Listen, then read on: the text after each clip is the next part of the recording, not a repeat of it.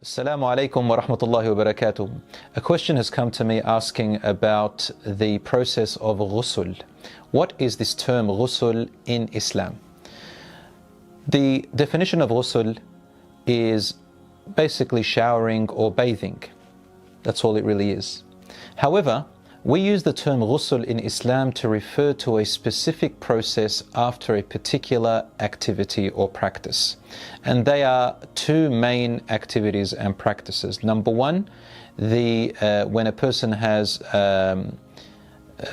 engaged in intercourse, if they're married, or a person has woken up, usually men have this, they're woken up with a wet dream, or after a menstrual cycle has ended for a woman.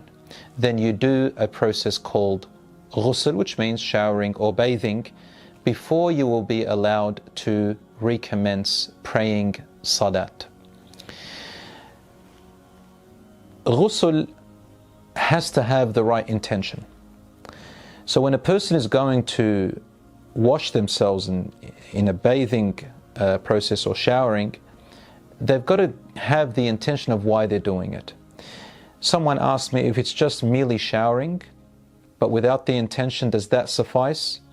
According to the majority of scholars, no, it does not suffice, and it is safer to go with the intention. But the intention is really nothing. It's merely an intention in the heart, that you're going to wash yourself in order to become spiritually clean, in order to go back and pray your salat and so on, other acts of worship which otherwise you couldn't have done.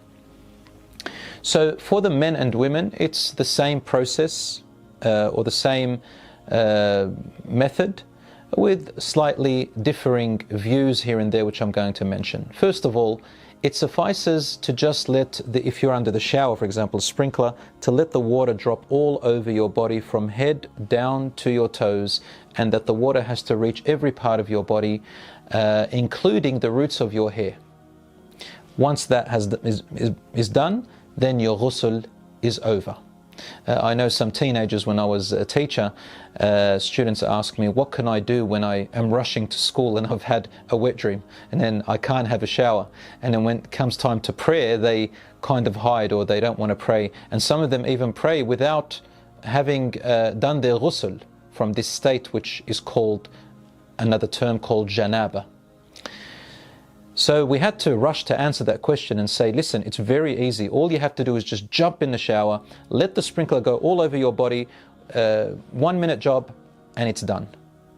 So it's that simple for both men and women.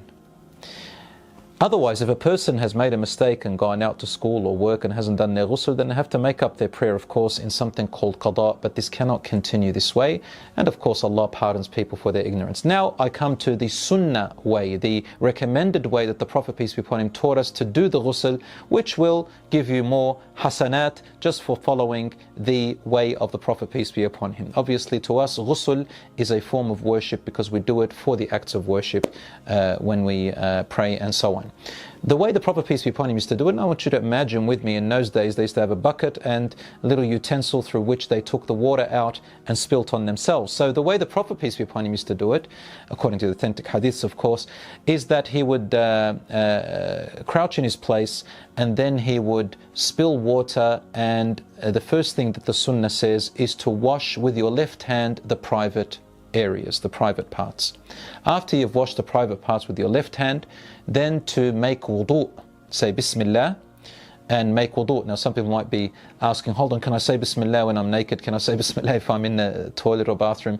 I say to you, yes, you can say Bismillah, but it is better to say Bismillah before you take your clothes off or before you enter, and that would suffice, inshallah. And if you don't feel comfortable saying, you don't have to say Bismillah. The point is, make wudu per normal. The Prophet, peace be upon him, is to make wudu and leave his feet to the end. Why? Because of where he is standing and where the water ends up spilling, because there will be dirty water around his feet, and he would leave it to the end. But for us, just under the shower, the sunnah is to make wudu fully, and then wash your head along with your hair to the roots of your scalp 3 times. Now if you've got hair which you've tied up, especially with women, because generally we know that women have long hair and sometimes very hard for them and they don't want to untie it, they probably have braids, for example, then the scholars are agreed that there's no evidence to say that she has to unbraid her hair or untie her hair. So long as the water gets covers her main scalp and covers the majority of her scalp after janaba, which is after intercourse, then that is okay. And some scholars said if it's after the menstrual cycle, she should try her best to get the water into the roots and the scalp, but there is no real evidence to say that specifically. So both men and women to try and get the water into the scalp, let their hair be soaked and the water get to the majority of the scalp, and that inshallah will suffice. After that, to wash the right side of your body 3 times and then the left side of your body 3 times, and leave your feet to the end. Now, as I said, the reason the feet were left to the end was because in the olden times they would be sitting or standing, crouching in one place. So the Prophet, peace be upon him, left his feet to the end in order to wash off all the residue and the water that had spilt down. But for us, I think you understand, for those of you who have showers and sprinklers, just having the water drop on you is enough. Now, last question, do you have to make wudu in ghusl, or does ghusl suffice and cover your wudu as well? Is it a package or all together, or do you have to do them separate? The correct view, brothers and sisters, is, and the safest one, is to also make wudu. So make the intention for ghusl in your heart and then the intention for wudu while you're in the shower, and inshallah you can pray straight after it. I hope that answers your question. Wassalamu alaikum wa rahmatullah.